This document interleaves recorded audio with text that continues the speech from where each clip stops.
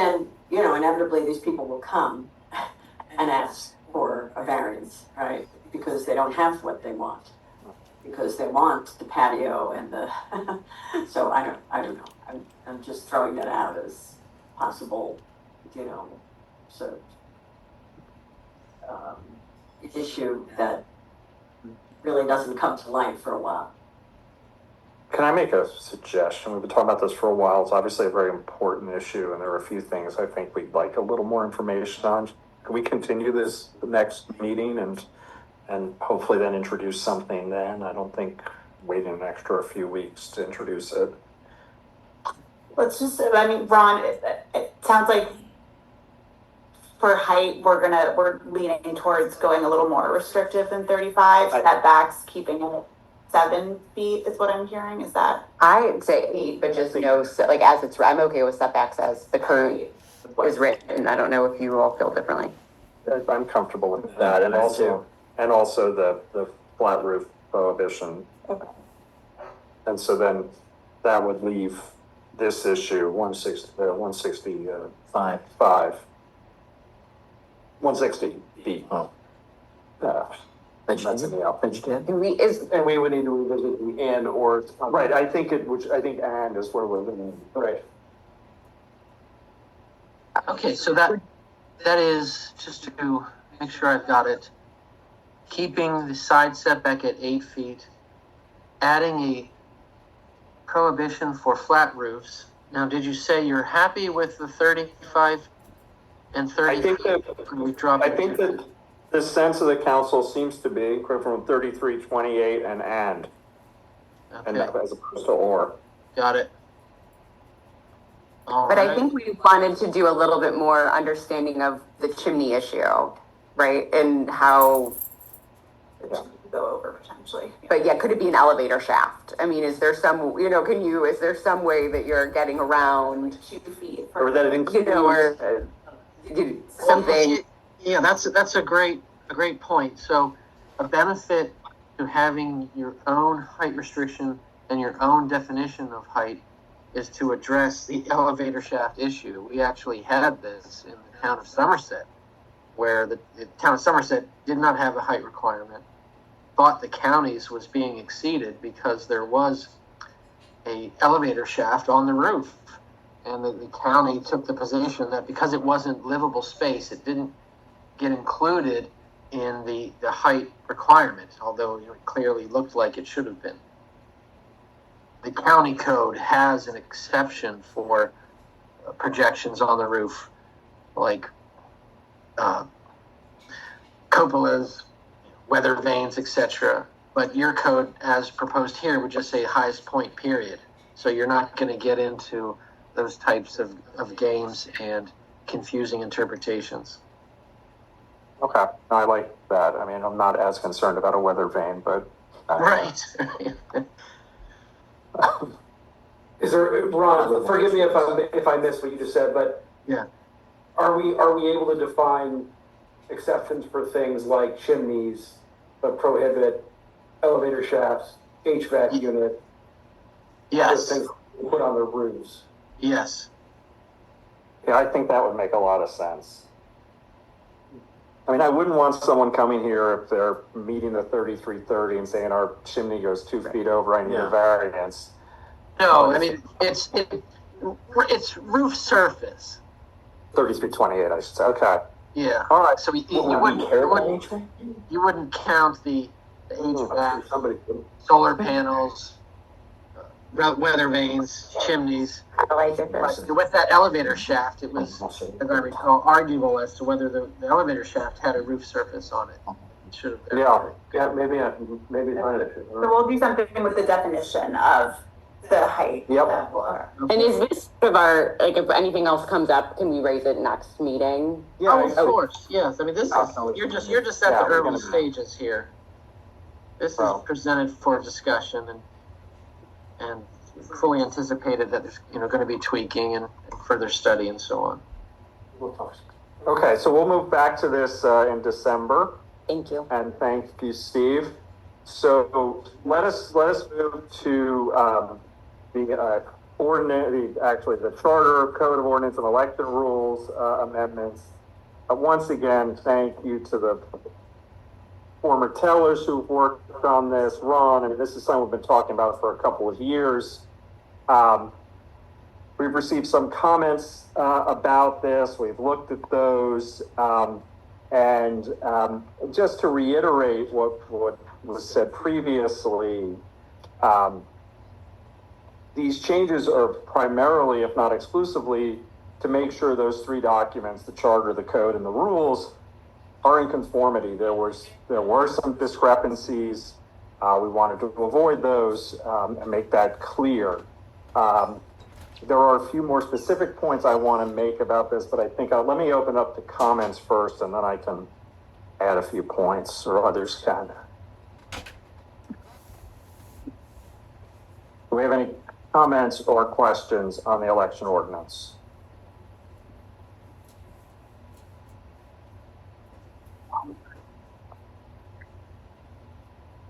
All right. So this is a public hearing, and there's no one from the public that wants to speak. Hey, hang on a second. I have something to say about the election ordinance. I'm sorry.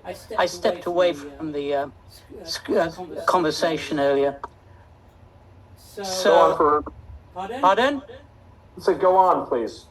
I'd just like to know if we could have some explanation from the council about comments received and why they weren't shared with the residents. And I'd also like an explanation as to why the council chose to make the amendments that they did, which is for them to have full control of the election board, so it has no independence whatsoever, and the removal of the option that the election board has of encouraging participation in by the residents in terms of serving on the council. The last part is I don't really understand why the council itself wants to hold authority about whether or not elections are run. That seems to me also to belong to an independent election board. So I'm curious as to why the amendments proposed by and implemented into the ordinance are basically orientated towards the council maintaining complete control of the independent election board, which doesn't seem to me what the charter intended. And I'd like an explanation from the council as to what that is about.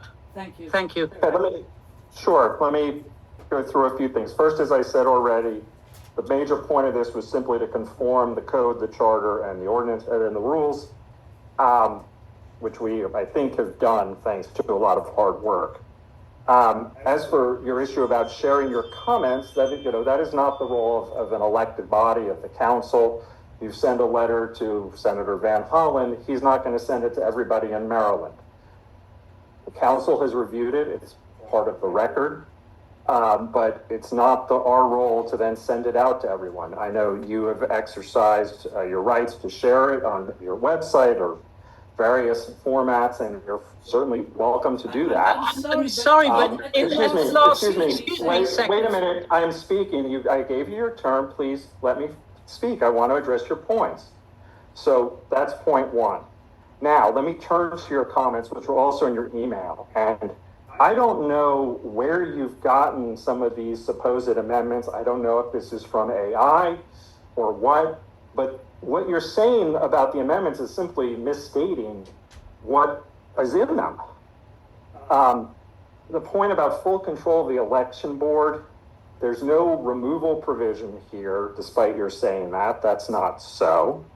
And the idea that somehow there should be a separate election for an election board for our small community, we're unaware of any jurisdiction that does that. And how that would be run, who would monitor that, why it should happen, just doesn't make sense. I mean, we are a small community, 227 homes, I believe I have that number right. We're all doing this. We're not paid. There's no glory in this. We're doing it because we want to help out. And have some sort of detailed bureaucracy with an election and all sorts just doesn't make any sense, and there's no example of that. Your next point, that somehow the election board is precluded from asking people to run, that is not a proposal. What was removed was the idea that they would have some added responsibility on that, and the discussion was made that there was, you know, the election board has a very targeted role to supervise the running of the election. Anyone can encourage people to run. Importantly, there is no restriction. If people want to run, there's no real burden to get on the ballot. Well, you just have to indicate you want to do it by a certain date, and that's it. Excuse me. I'm not done. I'm trying to address your points. Your next point about whether that it's the council that determines whether an election is to be held. Again, that is not in any proposed amendment. That is just made up, I guess. What the proposal makes clear, which has been the case for as long as I've lived in Section 5, is if there are only the same number of candidates as there are seats, there's no election. Now, our charter precludes write-in candidates, so there's no reason to spend the money on having an election when the result is determined. If there are two candidates and there are two seats, whether or not those candidates are incumbents or not, it doesn't matter. There's no election because it's already been determined. So there's no reason to spend money on something that just leads to a result or the same result. Why spend money on what we already know is going to happen? This is what we've done for years. There's easy ballot access. We've received a couple of comments from others on the election proposal. As far as I'm aware, at least in terms of the proposals we have made, the only person who has raised issues with it is you, Mr. Hussein. That doesn't mean that we would ignore them just because you're the only one who made them. We looked at them. You've been submitting numerous requests, including public information requests, which you're allowed to do, except by doing this in the last, since sometime early this year through October, due to your requests, we've incurred conservatively more than $4,000 in legal bills. And even more troubling is, the burden you've placed on Rachel. She has been in this job for less than a year, and she spends at least 20% of her time dealing with one resident, raising comments that are often, as I've just laid out, not based on facts, claims about proposed amendments that aren't being made. And again, you're more than welcome to make suggestions and comments. I have no problem with that. That is your right. But I do have a problem when you're misstating things and making allegations that you've done in the past of some sort of malfeasance when you have no basis to do so. But I've spoken for a few minutes. If you have something to add, please go ahead. Yes, I've got a response to the things that you said. If I were to write to Senator Raskin, Representative Raskin, he hasn't actually said that he would be sharing the comments received from residents so that they could all be discussed at this meeting. You've actually said that in the last meeting, and I have it in quotes because I record the meetings, and I've submitted that. I also, in the last discussion on the 3 points that I've made, you say I'm making factual error, but I'm actually referring to the spoken text, the text of what you all spoke at the last meeting. I posted the transcript, and it's very clear to see what I've said and not said. So for you to say that I've mischaracterized or deliberately misleading things is just false, and I've got nothing more to say about it. It's just false. Everything that I've asked for is based on things spoken by the council, of which I have a record. And I've shared that record with you and others. the situation is the same as I stated before. I do not know why the council proposes to have absolute control over an independent election board. The purpose of an election board is that it is independent, that it is not appointed by and controlled by, that is, who's chairman, who is removed, not removed, should not be under the control of the council. So that's completely wrong. And it's not done by any of the other municipalities. I've checked with them, and it's just not the way they do it. It is very easy for a community of 225, 26 homes with a voting body of about 550, of which about 170 to 200 vote. Those are the statistics shared with me by Rachel from the last election. Okay? It is very easy for Rachel to put up as a call to say that she needs 5 or 6 people or even 3 people to stand to serve on an election board. It's not a stress on a small community. It's a village, and we can all pitch in. I've served on the council for 4 years. Excuse me. I've served on the council for 4 years. I've served on the council for 4 years, and I've lived here much longer than the chair. So I don't need any little condescending remarks on that area.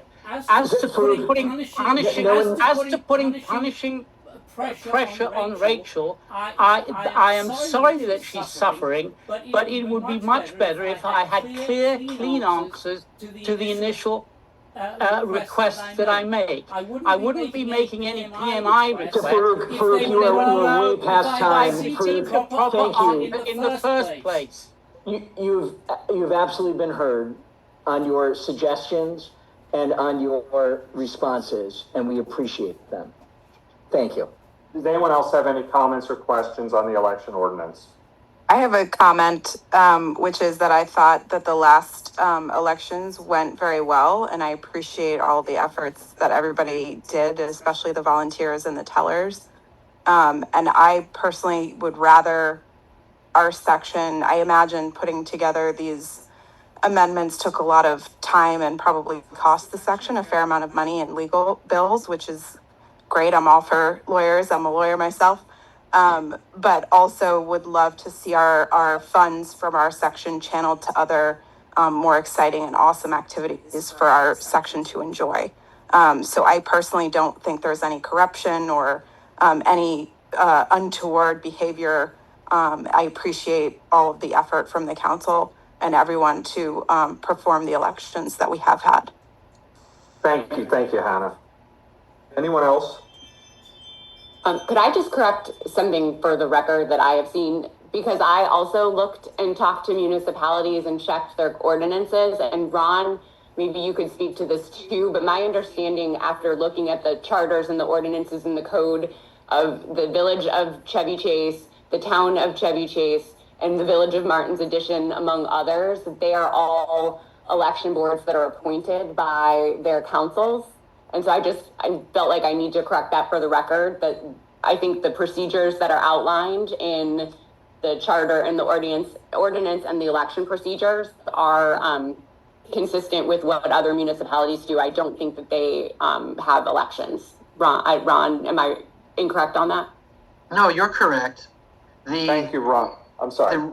The rules and regulations that are proposed here are meant to be best practices derived from what is common in the area. I do represent 9 other municipalities, and no other municipality, to my knowledge, in the county has an election board that is elected. They are appointees that serve at the will of the council, but they do have independence because they implement elections according to pre-approved rules as proposed for you. Once the rules are adopted by the council is hands-off, and the election board runs the elections according to the approved rules. And notably, this is how it's currently done in Section 5. Section 5 appoints the tellers, and the tellers run the election. So the only difference in what's being proposed tonight is we're formally creating the election board. But right now, as Greg noted, there are some inconsistencies in the charter and code. The code assigns certain definitions to the manager and certain, not definitions, duties. Certain duties are given to the manager, certain duties are given to the incumbents. Section 5 hasn't been following that because the council's hands off. And we're just going to codify that practice. Thanks.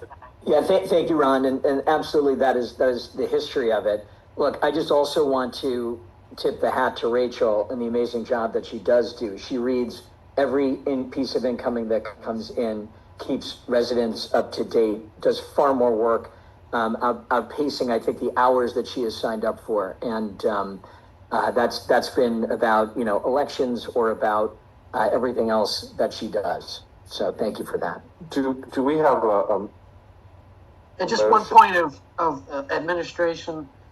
So Please, we have Ron. three documents tonight. There's the charter amendment, the ordinance to amend the code, and then there's the election rules and regulations. So you can adopt them all by one motion, or you can do them separately. And under state law, the charter becomes effective in 50 days after adoption. Under your your village charter, an ordinance is effective 20 days, but it seems to me that everything should just be given the same effective date. I think that makes a lot of sense. Obviously 50 days will put us well in advance of an election next year if one happens. I move that we approve the charter, ordinance, and election rules all in one vote to be effective 50 days from today. Do I have a second? I'd second that. All in favor? Aye. All right. Thank you. All right. The Leland Court proposal, which we talked about a bit at the last meeting, we now have a proposal in hand. Rachel, do you want to give us a little update on that? And I'm sorry, Greg, am I dismissed? And I was about to say, Ron, you can turn the meter off. Okay, good night, everybody. Thank you. Thanks, Ron. So yes, we have a proposal from Chamberlain. I also want to welcome Jason Azar, who's on the line. He is our consulting engineer, came on a few years ago and has worked with Ashley, kind of putting the beginnings of this project, and has consulted on other infrastructure issues as they've come up. So I am going to hand things over to Jason, and we'll be able to field your questions. But I will say the proposal that we have from Chamberlain came in, it's a little over $400,000. And one of the many reasons we're discussing it tonight is that it is more than what the budgeted amount is in our current budget, which is $240,000. I will say though that number was probably generated in 2022 or 2023, so several years ago, and it wasn't an actual proposal that we had gotten. It was sort of an estimate. I think Jason's firm might have actually helped to ballpark it. So while we do have this budget number that is significantly less than this proposal we currently have in hand, I don't think we should necessarily be tying ourselves to that budget number. I will also say, we haven't bid this out through an RFP process. One of the reasons is because Chamberlain Contractors, who is a reliable, communicative contractor who does good work, we've worked with them before, has a writable contract with Montgomery County Public Schools, so it would preclude the need for us to go through the lengthy RFP process. But obviously, wanted to open this up to discussion. Jason, welcome. Hi, thanks for having me. If I could just take 1 minute, I will tell you, in the state of Maryland, synthetic turf is considered impervious. So I've been listening for like the last hour, so I just wanted to let you know. I'm sorry. But I appreciate the clarification. Thank you, Jason. Just let you know that, so if it ever comes up. We've been working on this project for a while. Started with Ashley. Rachel's correct. A few years ago, before we kind of really got into the design and had surveys done, and we kind of had met with Rachel and initially just kind of wheeled off some lengths and kind of came up with a rough estimate, kind of a order of magnitude, before we had surveys or even knew, final quantities. So I understand that number was kind of carried forward, but it's probably not representative of the reality of today. Bid prices have kind of gone through the roof the last couple of years, particularly with the heavy construction trades, asphalt, concrete, steel, things of that nature have really gone up. So I have reviewed Chamberlain's quote. I also have experience working with them in various projects at MCPS and also at a couple other municipalities in the area, and they do very good work. So I did recently, at Rachel's request, put together a little bit more formal of a cost estimate, and I was, I guess, a little bit higher than the Chamberlain quote, with an estimate based on recent, unit prices that we've seen on other bids for other projects around the area. So I've reviewed Chamberlain's quote. I believe that it's complete and has everything that it should in order to get the work done. So I can only say that I think that the price is fair. The scope is pretty thorough and well written. I know that Ron had reviewed their scope, and both him and I had some comments which Chamberlain had addressed to make sure that everything was included that we had asked for. And so I think in general, the project price that they provided was fair and reasonable. If we approve this tonight, do we have a timetable on when this would be finished, at least in theory? So I spoke with them today. So if we sign in the next couple of weeks, Chamberlain said they would hold our price until they do the work. So, and we'd be first up essentially once the weather permits in 2026. So Bill, who's our contact there, said he would expect like late March, April to kind of be when that happens. And timeline would be about a month total of work and he thinks they could get it done. So we had been hoping to get it in before the new year, but I appreciate his transparency. He brought up the point that we really need to do it, with months in between having the concrete work done because the salt and the snow season would just be too tough on it. Yeah. Do any residents, anyone on Zoom have any questions about this?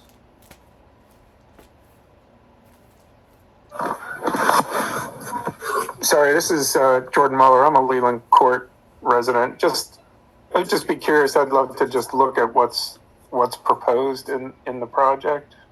I don't know if that can be shared or if the proposal is proprietary or not. But I'm just looking for a general sense of sidewalks, curves. I can share a plan. Would that help to see it? Yeah, I defer to Rachel. If it's permissible to share it with the residents of Leland Court, I would just ask whenever you see fit, or even if it's a redacted version or whatnot. But thank you. Absolutely. No, that's not a problem. Thanks. Yeah, and I'm pretty sure the proposal actually itself, I'll double check, but that should be shareable. Yeah. Yeah. No, there's a mention. I will say the version that I have a couple of hard copies here, but I actually, after I printed, Bill sent me an updated one that includes the performance and payment bonds that Ron recommended we include. So that'll be 1.5%. Jordan, can I ask a question? Is there any particular component of the design that you're particularly interested in? No, I just want to get excited about it. All right. Fair You enough. think, Yeah. could Jason just talk for 30 seconds? Could you just say for 30 seconds, like a quick high level, just so everyone on the call knows what's happening? Sure. So start with the existing pavement will be completely removed. Curbing will be completely removed. Sidewalk will be removed. Everything will be replaced with new paving, curbs, driveway aprons, and sidewalk. There's an area in the island of the court where delivery trucks currently kind of jump the curb and rut it all up. We'll be adding a mountable curb there, and a little small ring of some concrete just on the inside, so that hopefully will not be a muddy mess moving forward in the future. And then, modifying, and tying in the lead walks to the homes. We'll be putting back the speed bump in its current location when it's done. And then I guess probably the biggest thing that there'll be some trees that need to be removed that the tree experts that the town has under contract, that they'll be doing the tree work. And then there'll be some new trees going in at the end of the project after the work is complete. Thanks, Jason. Any questions, comments from the council? Also, you mentioned trees, so I want to also mention Lee's gave us a quote to do the removal and grinding of the stumps, and so that will be on top of the 409,000. It's 14,200. So we should vote on it. And we have a long-standing relationship with Lee's, and they do all sorts of work in the area. Yeah, I think Jordan, it's your house also, there's going to need to be a service outage, and so a little bit of a complicated situation, but we That's fine. we know how to work with him and have good stuff. Okay, do we have a motion to approve the contract with Chamberlain and to do the tree removal with Lee's? I will move. So moved. Second. All in favor? Aye.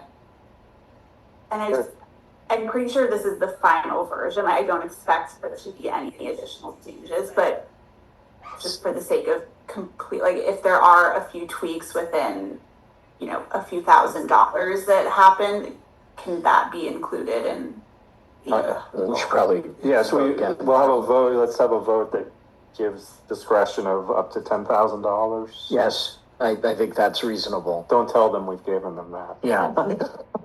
And then of the lease quote as well. Approved. Well, that one shouldn't be 10,000, but For a difference. Yeah, so that doesn't need right? discretion. That's a set. right. No, that was Yeah. part of the first. The vote was both Lee's, but we can do if we want to be clear, let's do a separate vote giving Rachel discretion of up to $10,000.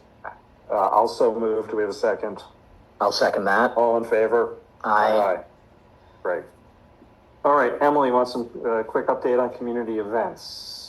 Sure. And I'll just say the Halloween party was a wonderful success. Good. I think we had 180 RSVPs, if that's the right number that I heard. Hannah's on the line. Okay, Hannah probably knows. And a great job not ordering pizzas that would feed twice the number of people. There seemed to be a much more realistic number. There were a small number of leftovers, I think, but not a. People like Potomac pizza so much. Yeah, but it was well done. It's nice to bring back these pre-COVID traditions that we had in Section 5 and then including more. I mean, the Halloween party is something that we did neighbor to neighbor, and now we have a line item in our budget. So thank you, Hannah and Rachel and everyone else who helped put that event together. And looking ahead, we're going to do something with Wider Circle. One of our residents is on the board there and has connected me with their staff so we can organize a volunteer operation donation sometime in November, possibly December. And then as far as December goes, we've had the fire truck come by with a special visitor. And if anyone wants to offer to host some kind of holiday celebration, that has been done in the past. Again, it's on a volunteer neighbors volunteered their homes to have Santa come by and cookies and mulled wine and cider. So there's funding for it if we have a volunteer, and we can coordinate that as well. And then looking ahead, we're gonna hopefully do an authors panel here in the Village Hall, and then wine tasting, beer tasting, anything else we want to do, we have the budget for. I do want to propose this because we are leaning on the volunteers of our community members, that there is some women in section 3 that have a business organizing community events, and they are very good at it. And given how stretched our community is with work and family, that we might want to engage with them and get a quote and see how they can help us alleviate some of the volunteering responsibilities we're asking of our residents. But it's been really good to see people step up and help out, and I'm glad we have a budget for it. If you want to talk to them, go ahead. I don't think you need to do anything formal. Yeah. Do you know what I'm talking about? No, but- Chuckles and, Oh, yeah, Kate's doing it. yeah, Oh, great. yeah, I mean, they do a good job there in section 3. And I Yeah. think they do. All right, Rachel, if you could take us through the financial report and then your report. I'm gonna pull up, this sharing is, I'll pull up the financial report.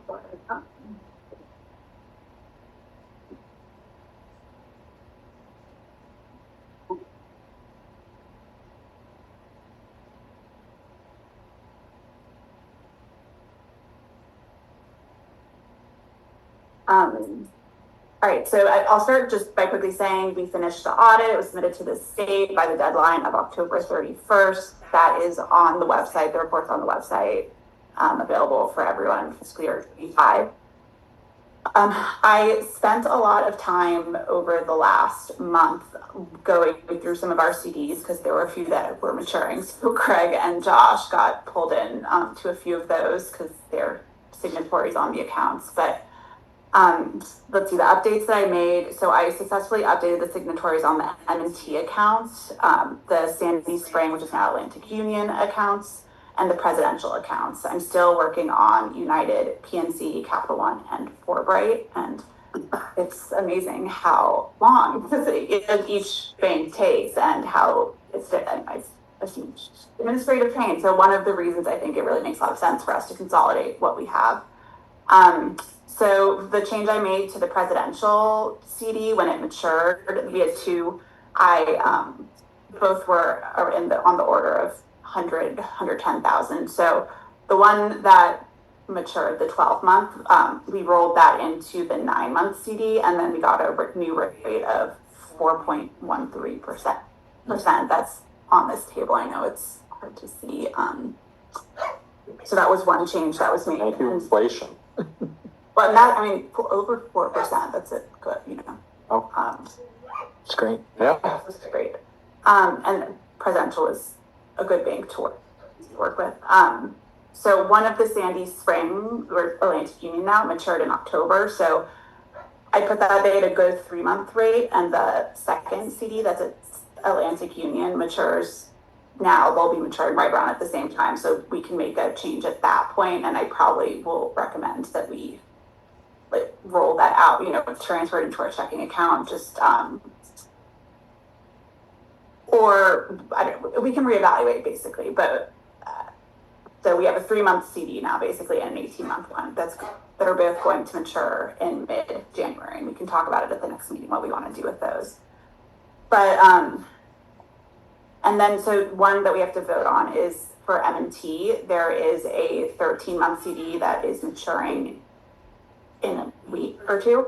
We're getting a really low rate. It's less seated, 0.03%.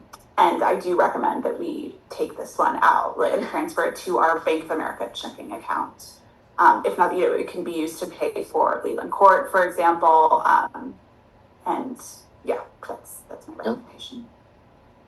Great. So could we vote on that, to approve at maturation, moving the M&T CD funds into our Bank of America checking account? Do we have a motion? I'll move. I'll second that. All in favor? Aye. Yeah, I think that is everything. I'll now, we can take a quick look at the statement of the balance sheet. So hard to see.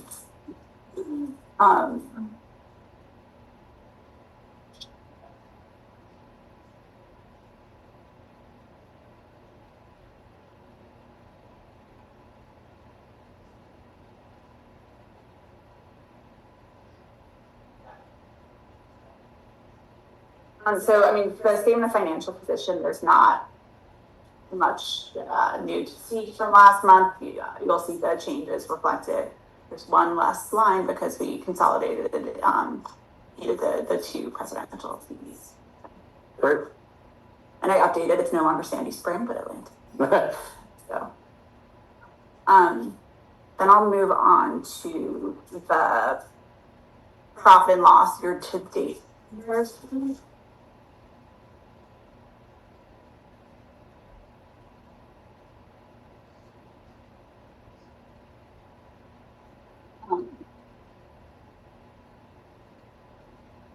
Okay, so if we go through, if we're starting at the top, we've talked about this last time, but the investment interest income looks like it's lower than last year at the same time, but that just has to do when things were booked.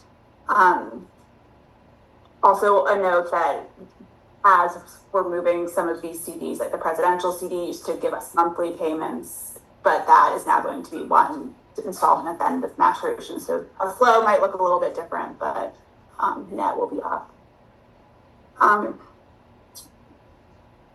Income tax is down a little bit. Our October distribution was a couple $1,000s less, but again, October is usually not a very large distribution. November is usually our biggest, so we'll be getting that in a few weeks. We'll see what that is. See if we go down to community events. It looks a little, last year we were booking, but the community events were going into the community other line item, but this year we created a new line item, which is community events. So that's where we see the pizza, $11 So, yeah, if we go down, and anyone jump in as I'm going through these, Sure. If there are any particular line items, including people on the line, this is the time, to please ask questions. So the insurance is a little bit up, and that has to do when the adjusted premium hit for our liability coverage. So, and that was up a little bit actually this year, the adjusted premium based on the audit. Printing is up a little bit. That is partially because we've had so many resolutions and additional things that have gone out in our mailings. So that has contributed, as well as I did an order of new envelopes. Website computer maintenance, that is up a little bit, and I talked about it last time, mostly due to our hosting for Civic Plus has gone up. Okay, accounting, this is up a little bit from last year, but that is mostly due to just when the auditor payments were made. On the whole, I think we're going to even out as the year progresses by the end of the year. So, legal though is significantly higher than last year. 27,000 compared to 7,000 at the same time.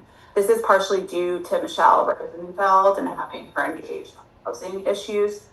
It also has to do partially with the various resolutions and code updates that Ron has been working on. It also has to do with the number of public information requests and that type of thing. So landscaping and town maintenance is up as well. That has to do partially with the flower boxes. And some other maintenance issues I talked about last time, or not issues, but some areas in the right of way that needed to be addressed. Tree work, you'll see, is down because we just had fewer summer storms this year. So what's that, 11,000 versus 33. Yeah, 33.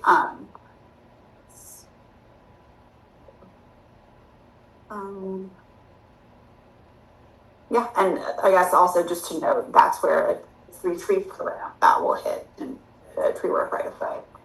Which is underway about the manager's report. Great. So any other questions?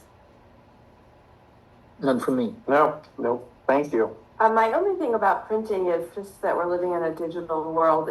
Do we need to be printing like the newsletter? Like, can all of this be just emailed to our residents or posted on our website? I will say I do get, thinking about all residents. Right. And I think when I go to events, I'm reminded that there are residents, I think, who appreciate getting things Printed. Yeah. At least like the newsletter. Then there are things like, in our charter, we have to mail out the proposed Right. amendments. Yeah. We noted. I tried to, fewer than I needed for time, but yeah. Thank you. Thank you. Yeah, thank you. I also, I did give you this, the comparison to the budget, which I know we're running a little over, but again, it's similar report to what we looked at last time. It really isn't. Other than town maintenance and a few of those items, I think we're pretty happened. But again, we're still pretty early in the year in terms of where it looks like. In the next couple of months, maybe we'll take a look at this report. Terrific. So your report, Rachel. Okay, so Halloween party was a success. That was, thank you to Hannah. I'm not sure if you're still online, but yeah, Hannah and Duke hosted that. The next thing, I don't have a huge update about this, but this Pepco Shaw streetlight responsibility issue, which we talked about at the beginning of the year, I think Ashley was working on it a little bit. Essentially, the State Highway Administration wants us to be paying for the streetlights that are on Brookville and Connecticut.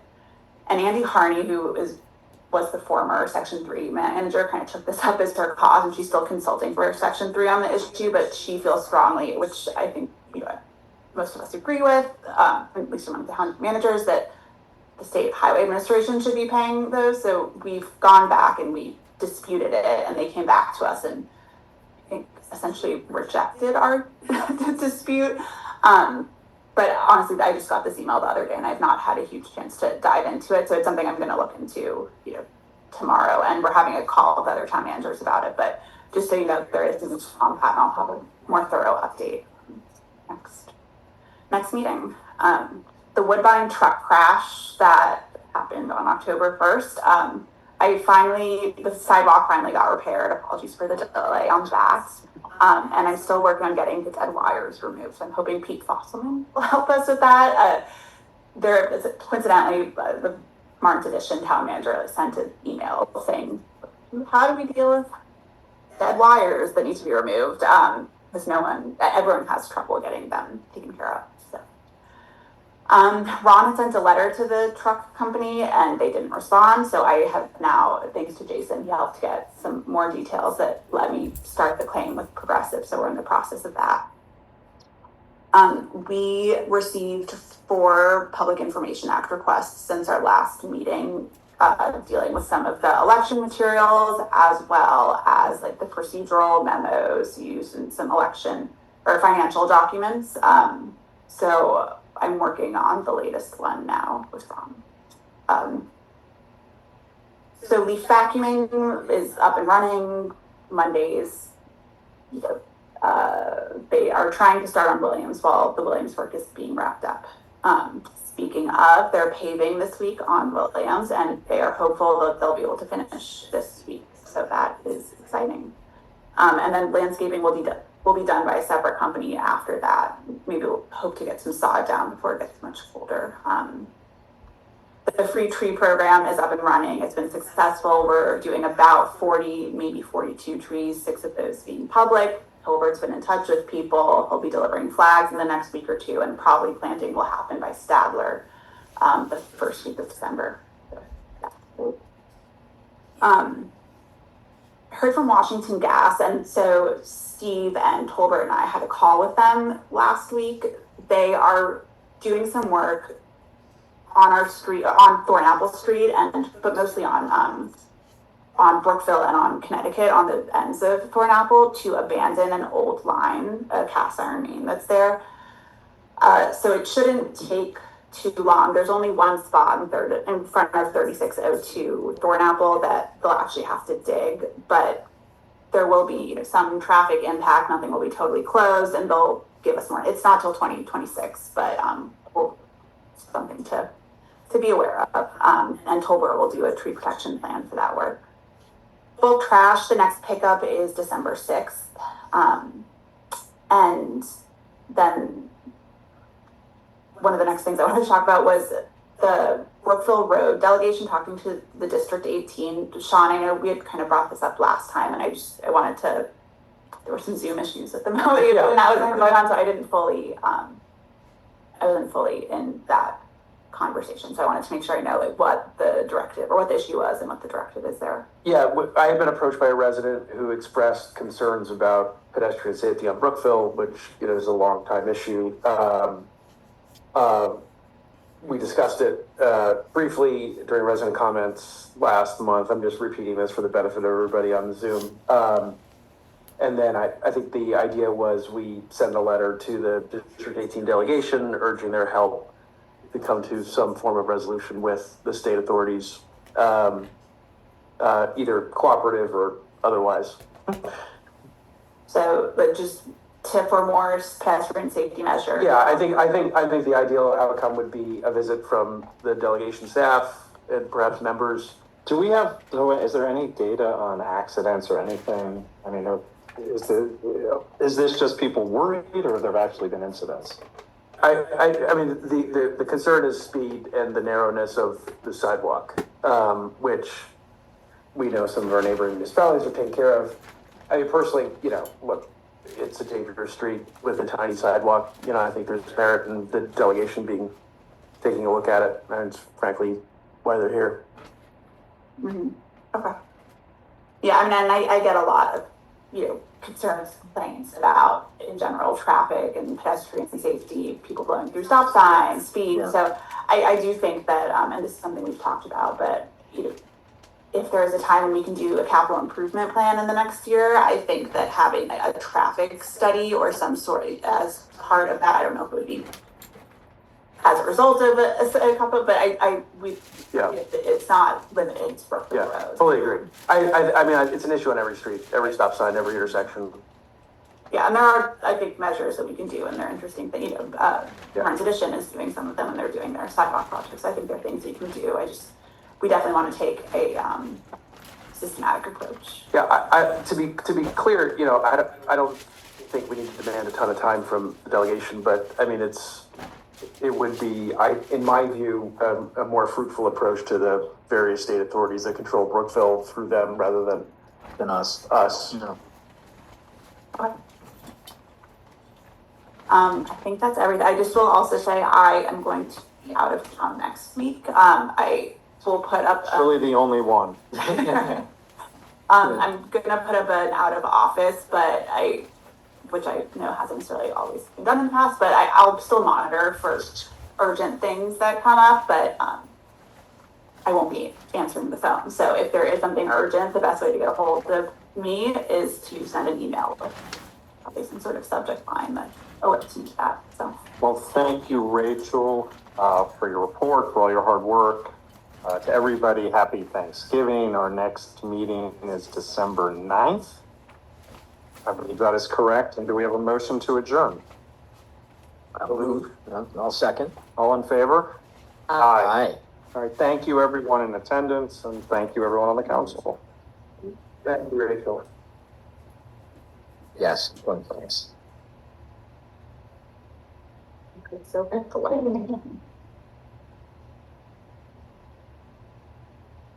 I got it.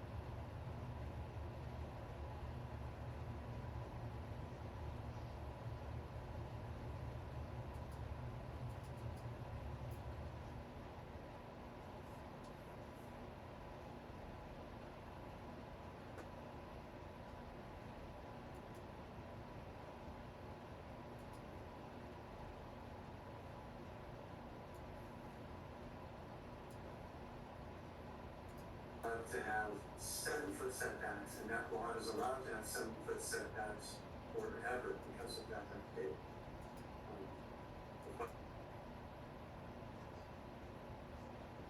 And then whenever, Steve, I don't know if you want to start on also the 9160B issue on lot coverage, which is a blank. Well, can I ask a question before you do that? Or so Steve, I'm interested in your, I realize you may not be prepared for this question, but your experience in Somerset with non-conforming teardowns.